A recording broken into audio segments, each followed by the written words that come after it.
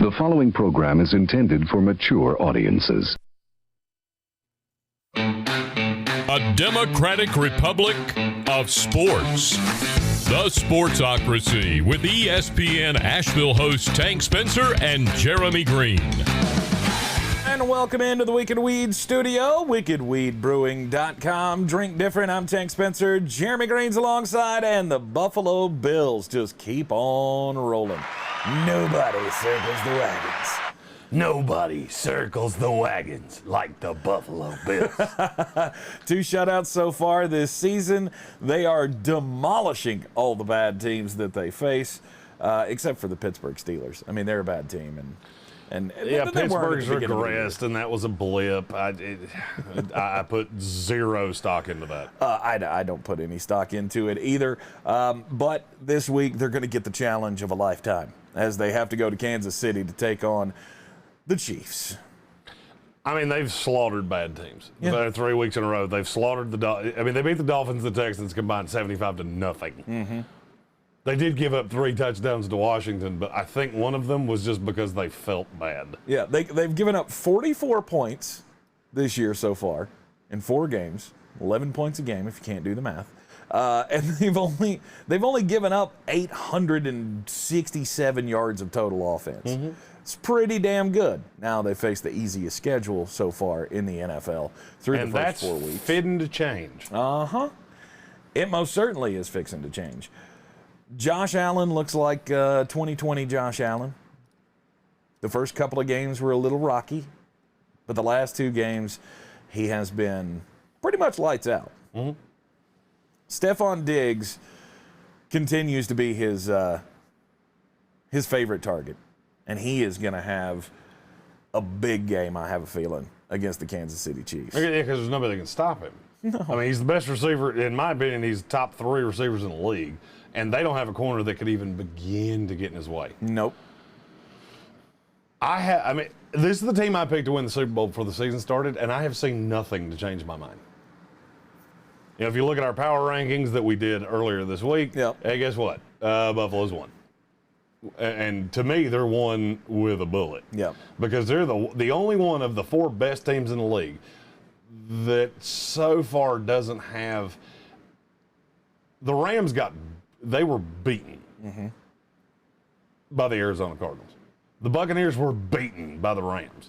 The Chiefs were beaten by the Baltimore Ravens. Yep. And the LA Chargers, for that matter. I don't look at Buffalo. I don't know what that was. And I don't have a good explanation for it. And it's kind of like Nancy Reagan and porn. I can't tell you what it is, but I can point it out when I see it. Yeah. And that's how I feel about the Buffalo Bills. There's been nothing that's made me think this isn't the best team in the NFL. Mm-hmm. Of the 4 best teams in the league, and I think they are clearly better than anybody else, they're the only one that doesn't have a hole. I mean, okay, they don't run the ball particularly well. If you DVOA and all those things. Yeah. They can run on bad run defenses, but okay, it's a passing league and you've got Josh Allen. So for me, I all gas, no brake. Yep. There's going to be a lot of passing stats in this game for both teams between the Buffalo Bills and the Kansas City Chiefs. I'm not as concerned about Tre'Davious White being able to, I mean, obviously you have to account for him when he's on the field, but when it comes to shutting down any of the Kansas City receivers, I don't know that that can happen. I'm very lost as to what you're trying to say. You said Tre'Davious White and not another. You have to account for him when he's on the field? Yeah. I don't know that he's going to be able to. His presence in this Buffalo secondary is going to keep Kansas City in check, is what I was saying. No, nobody's keeping Kansas City in check. I'm not worried about that. I don't think they can stop Buffalo. I mean, the problem with Kansas City is every time they score, that means their defense has to come back out, and that's a problem. This is the best defense in the league, but it's been almost entirely against very bad teams. Mm-hmm. They're going to give up yards to the Kansas City Chiefs. Yes.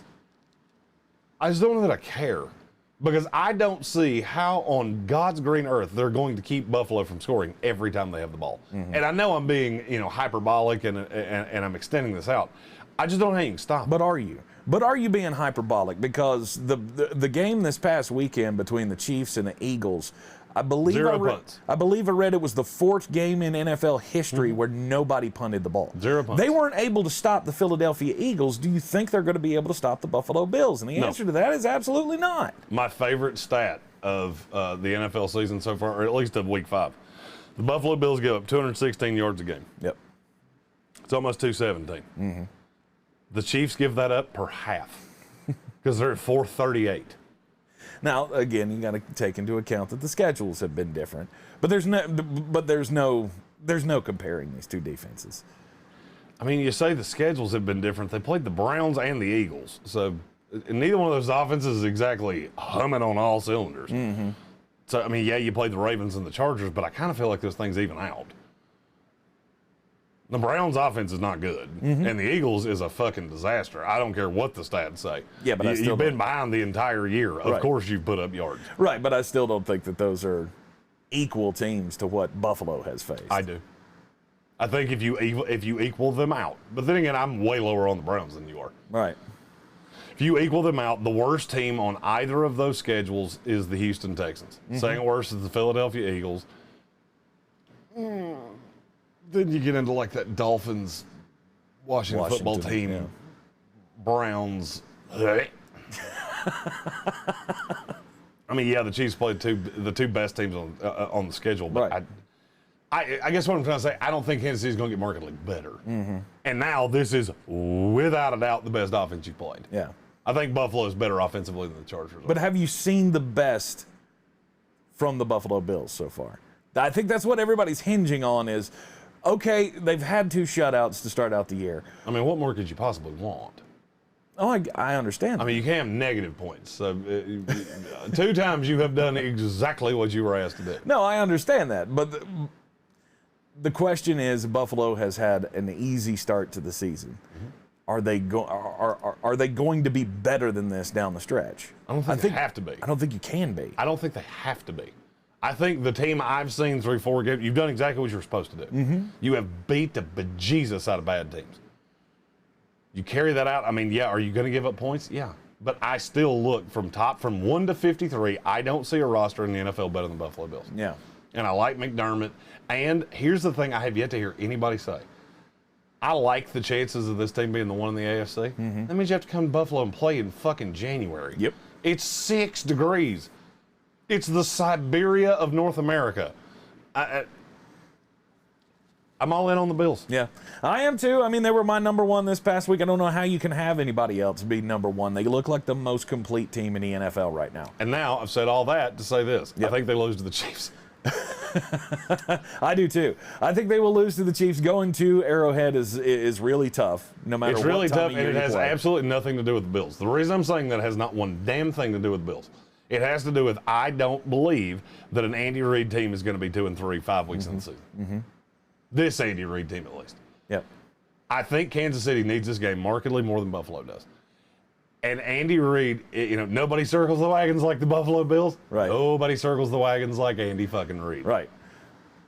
And he's going up against one of his understudies, Sean McDermott, and he's got a 1-2 record against Sean so far. So Sean's, looking to try to even that score up with his mentor, but I don't see it happening, not on Andy's home turf. And then there's the blistered asshole tour that starts on Monday Night Football the week after. Blistered. Yeah, because they are going to demolish teams. I mean, literally until they play the Bucs. I don't see a loss on their schedule after Kansas City. This is another reason I'm taking Kansas City. I don't see a loss on this schedule until the second week of December. Yep. So I think you're 3-2 coming out of this week, and then you'll have 1, 2, 3, 4, 5, 6, 7 wins in a row. I think you'll be 3-2, and then you'll be 10-2 7 weeks from now, 8 weeks from now. Yep. Best team in the league, my Super Bowl pick, and I'm not changing it. You're in the Sportsocracy. I'm Tank Spencer. He's Jeremy Greene. Be sure to hit that subscribe button so you see all of our team-by-team content as it comes out throughout the season. And, of course, join us every weekday morning at 10 a.m. here in the Wicked Weed studio. We'll see you next time.